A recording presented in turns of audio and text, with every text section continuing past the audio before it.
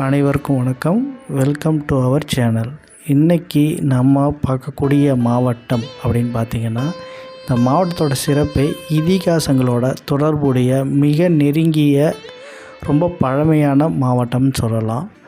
மேலும் இங்கே இருக்கக்கூடிய கடற்கரைகளும் சரி, மேலும் இந்த இடத்துல மட்டும்தான் தமிழ்நாட்டிலேயே தீவுகளையும் மாவட்டத்துக்குள்ளே இணைச்ச ஒரே மாவட்டம் ராமநாதபுரம் மாவட்டம். அந்த ராமநாதபுரம் மாவட்டத்தில் இருக்கக்கூடிய சுற்றுலாத்தலங்களை தான் நம்ம இந்த வீடியோவில் பார்க்க போகிறோம்.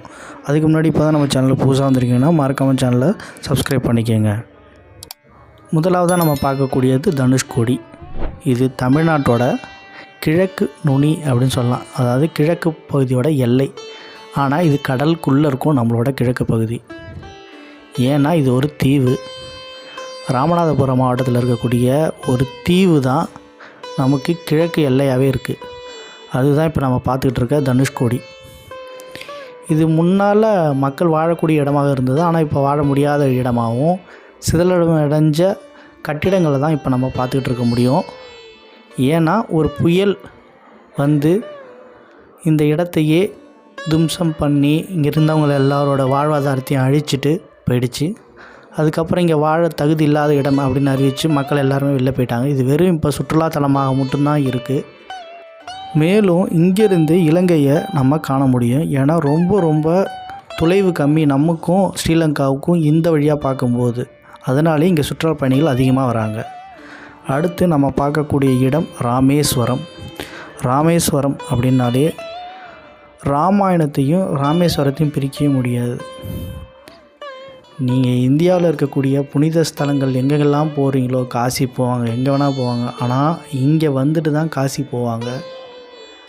ஏன்னா ராமாயணத்துக்குடியும் மிக முக்கியமான பங்கு வகிக்கிறது இந்த ராமேஸ்வரம் தான். மிக முக்கியமான புண்ணியஸ்தலம் இந்துக்கள் படி. காசி எந்த அளவுக்கு நிகராக இருக்கோ அதே அளவுக்கு நிகரான ராமேஸ்வரத்தில் இருக்கக்கூடிய ராமநாத சுவாமிகள். இங்கே இருக்கக்கூடிய 22 தீர்த்தங்கள் மிக முக்கியமானவை. இங்கே குளிச்சுட்டு இங்கே இருக்கக்கூடிய ராமநாத சுவாமிகளை தரிசனம் பண்ணிட்டு போகிறது மிக புண்ணியமாக கருதப்படுது. காசிக்கு நிகரான ஒரு மிக முக்கியமான கோயிலாக இது தென்னிந்தியாவில், அதுவும் முக்கியமாக வட இந்தியாவிலேருந்து அதிகமாக வரக்கூடிய சுற்றுலா பயணிகளை இந்த கோயிலில் நம்ம பார்க்க முடியும். அடுத்து பாம்பன் பிரிட்ஜ். இந்த பாம்பன் பிரிட்ஜ் பற்றி சொல்லணும்னு அவசியம் இல்லை, எல்லாருக்குமே தெரியும் இந்த பாம்பன் பிரிட்ஜ் எங்கே இருக்குது அப்படின்னு. இந்த பாம்பன் பிரிட்ஜும் நான் சொன்னாலும் தனுஷ்கோடி அந்த புயல் விபத்தில் பாதிப்படைஞ்சது. இப்போ தான் நம்ம இந்த பிரிட்ஜ் வந்து புதுசாக இப்போ கட்டியிருக்காங்க. முன்னாடி வி ஷேப்பில் பழைய பாலத்தை இப்போ அதில் பார்க்க முடியும். அது இல்லாமல் புதுசாக இப்போ கட்டியிருக்காங்க. மேலே அப்படி ஹைட்ராலிக் மாதிரி தூக்குற மாதிரி. இது நம்ம இன்ஜினியர்களோட சிறப்பான திறனை இந்த பாலம் காட்டுதுன்னே சொல்லலாம். இது ரொம்ப முக்கியமான பீச். ராமநாதபுரத்தையும் ராமேஸ்வரத்தையும் இணைக்கக்கூடிய மிக முக்கியமான அந்த கடற்பாலம் இது தான். அந்த தீவுகளை இணைக்கக்கூடிய ஒரு இடமும் இது தான், அந்த பிரிட்ஜு தான். அடுத்து முக்கியமாக நம்ம பார்க்கக்கூடிய ஒரு இடம் அப்படின்னு பார்த்திங்கன்னா மன்னார் வளைகுடா மெரைன் நேஷ்னல் பார்க். அதாவது மன்னார் வளைகுடாவோட உயிர்வாழ் தேசிய பூங்கா அப்படின்னு சொல்லலாம். அதாவது கடலுக்கு கீழே உயிர் வாழக்கூடிய உயிரினங்களுக்கு பூங்கா அமைச்சிருக்காங்க.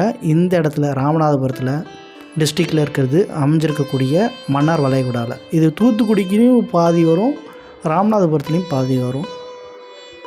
தூத்துக்குடி டிஸ்ட்ரிக்டில் நம்ம ஏற்கனவே ஒரு வீடியோ போட்டிருக்கோம் சுற்றுலாத்தலங்கள், அதுலேயும் இதை மென்ஷன் பண்ணியிருக்கேன். வேணால் அது மேலே லிங்க் தரேன், வேணால் பாருங்கள். இங்கே பவளப்பாறைகள், கடல்வாழ் உயிரினங்களோட அரிய வகைகள், ஆமை, கடல் குதிரை, இது போன்ற எல்லா விதமான கடல் உயிரினங்களையும் பாதுகாக்கிறது தான் இந்த நேஷ்னல் பார்க்கோட வேலையாகவே இருக்குது. அடுத்து மேல் சேவனூர், கீழ் சேவனூரோட பறவைகள் சரணாலயமும் இந்த மாவட்டத்தில் தான் அமைஞ்சிருக்கு. இங்கு பல வெளிநாட்டு பறவைகளும் முக்கியமாக இந்த நாரை வகை சம்மந்தப்பட்ட பறவைகள் அதிகமாக இந்த சரணாலயத்துக்கு வரதை பார்க்க முடியும். இந்த 2 இடங்களுமே மிக முக்கியமான இயற்கை மற்றும் வனவிலங்குக்கு சம்மந்தப்பட்ட சுற்றுலாத்தலம் இந்த மாவட்டத்தில். அடுத்து நம்ம பார்க்கக்கூடிய மிக முக்கியமான பழமையான கோயில்னு சொல்லலாம். 3000 ஆண்டுகளுக்கு மிக பழமையான கோயில் உத்தரகோச மங்களநாதர் கோயில். 3000 ஆண்டுகளுக்கு முன்பு பழமையான கோயில் அப்படின்னு சொல்லப்படக்கூடிய கோயில். இந்த கோயிலோட சிறப்பு அப்படின்னு பார்த்திங்கன்னா, இங்கே இருக்கக்கூடிய மரகத நடராஜர், மார்கழி மாதத்தில் மட்டும்தான் இந்த மரகத நடராஜருக்கு அபிஷேகம் நடக்கும். இதுதான் மிகப்பெரிய சிறப்பாகவும் பார்க்கப்படுது. மேலும் இதுதான் முதல் சிவன் கோயிலும் சொல்லப்படுது. அடுத்து நம்ம பார்க்குறது ஆதி ஜெகநாத பெருமாள் திருக்கோயில் திருப்புல்லானி. இதுவும் ராமாயணத்தோட மிக தொடர்புடைய கோயில் அப்படின்னு சொல்லப்படுது. ஏன்னா இங்கே தான் புல் மீது இங்கே இருக்கக்கூடிய ராமர் படுத்திருந்ததாகவும் அந்த இடத்துல தான் இந்த திருப்புல்லானி பெருமாள் கோயில் இருப்பதாகவும் சொல்லப்படுது. அடுத்து இது கடற்கரை சம்மந்தப்பட்ட ஊர் சொன்னதால் குந்தக்கல் பீச் ரொம்ப அழகாகவும் இயற்கை சூழலாகவும், அதாவது க்ளீன் வாட்டராக இருக்கும்னு சொல்லுவாங்கள்ல, ரொம்ப சுத்தமான நீல கலரில் தண்ணி இருக்கும். சில இடங்கள்லாம் நீங்கள் பீச்சுக்கு போனீங்கன்னா ரொம்ப தண்ணிக்கும் அந்த இடத்துக்கு சம்மந்தமே இல்லாமல் ஒரு கலரில் இருக்கும். ஆனால் இந்த இடம் ரொம்ப வாட்டர் ஸ்போர்ட்ஸுக்கு எல்லாத்துக்கும் ரொம்ப அழகான ரம்மியமான கடற்கரையாகவும் இந்த இடத்துக்கு மக்கள் வரதாக சொல்லப்படுது. அடுத்து அப்துல் கலாம். நம்ம எல்லாருக்கும் தெரிஞ்ச அப்துல் கலாம் பிறந்த ஊர் மாவட்டம் ராமநாதபுரம். இங்கே இருக்கக்கூடிய அவருடைய மெமோரியல் ஹவுஸ் அப்படின்னு சொல்லலாம். அவர் நினைவாக கட்டப்பட்ட அவருடைய மண்டபமும் இந்த இடத்துல தான் இருக்குது. அடுத்து மிக முக்கியமான விஷயம் பார்த்திங்கன்னா வில் தோண்டி தீர்த்தம்னு சொல்லுவாங்க. ராமன் வில்லால் தோன்றப்பட்ட ஒரு கிணறு, அதுதான் இந்த இடம். இந்த கிணறு கடற்கரை ஒட்டியிருக்கான அந்த தீர்த்தத்துலேருந்து இந்த தீர்த்தம் மட்டும் உப்பு கரிக்காமல் இருக்கும். அதுதான் ராமனோட சிறப்பு அப்படின்னு சொல்லக்கூடிய ஒரு ராமாயணத்தை புகழ் பாடப்படக்கூடிய ஒரு இடமாக அந்த இடம் இருக்குது.